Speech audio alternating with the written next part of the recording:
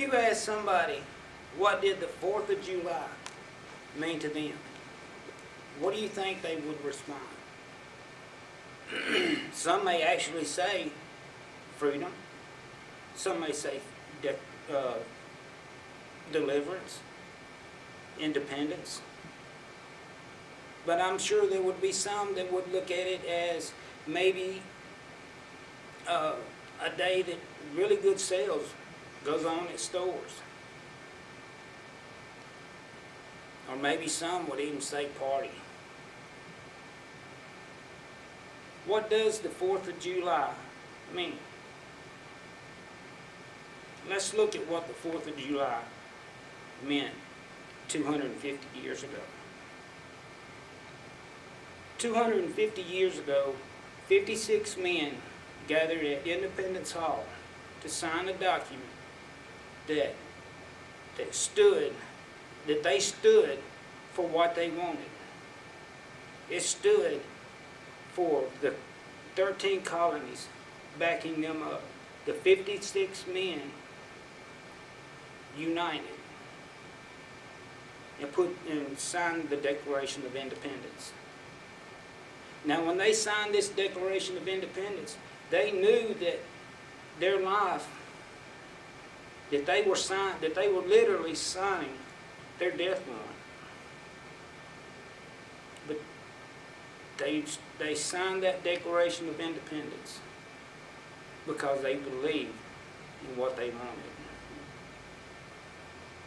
Now, in 1775, a year before, British and America, there was so much tension that the tension bar broke.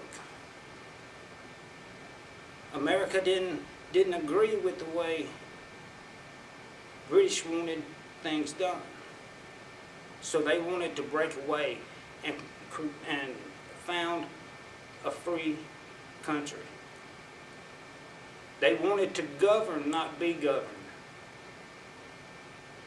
They wanted a nation under God. That's what they stood for. That's what they stood for and gave their life. That's what they stood for and watched their families give their life. They made their stand. And see, 100 years prior to the Revolutionary War, Britain had experienced victory over victory over some powerful nations like France and Spain. But then here comes this 13 small colonies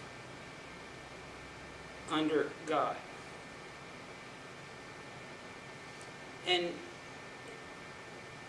British Army, even as massive as it was, they had another advantage over us. They were well paid, they were well trained, they were well disciplined, they were well fed. We didn't have that. And British Navy dominated the sea at that time. But they signed that Declaration of Independence. They stood on what they believed in and what they wanted, and they fought for it. Now in 1788, a bigger, elaborate celebration happened. Even after all the 7 years of bloodshed, the 7 years of death, the 7 years of the ones that didn't die, that signed the Declaration of Independence, had their families torn apart, their businesses destroyed, their farms destroyed, they still celebrated. John Adams wrote his wife Abigail 4 days after the signing of the Declaration of Independence. And part of it refers to this day, July 4th, 1776. He said this ought to be commemorated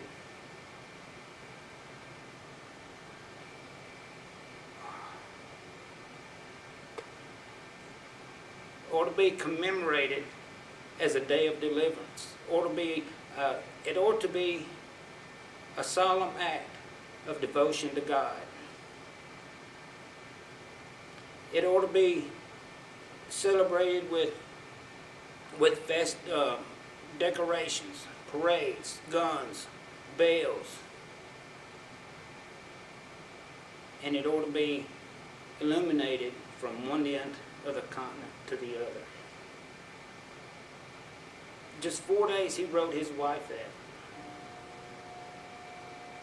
You see, our founding fathers wanted this America to be a nation, a free nation, under God. Does that sound familiar? You see, on November 19, 1863, Abraham Lincoln was on the Gettysburg battlefield. Gettysburg is a little history about that. Gettysburg is where General Robert E. Lee was defeated. But it's also the field that Abraham Lincoln gave his famous speech. And to me, this is my part that I really like. He said, a government of the people, for the people, by the people, shall never perish. Well, has that government perished? Have we lost 250 years of our heritage? Have we lost one nation under God? We sit back and watch them trying to take God out of the Pledge of Allegiance. In 1960, they took God out of school. Or are we going to sit back and just let God be taken out of everything? I think we as Christians need to join together, just like our forefathers did, and stand up for our Christian rights. And that is what we're supposed to do. And it may seem like that all the odds may be against the Christian. There are probably more non-Christians than there are Christians. But just remember, the founding fathers gave their life for us to stand up and fight for our rights. And to me, you can look at this history story and you can see a big move of God in it. And you can see another story in the Old Testament that pretty much mirrors itself.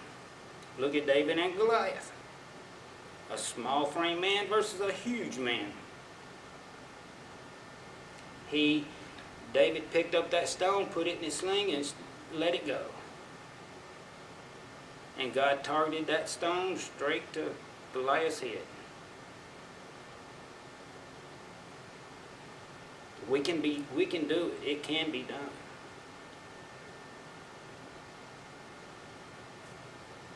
I'm Ailey. I thank y'all for watching this video. And remember, keep reading, keep believing, and keep the faith.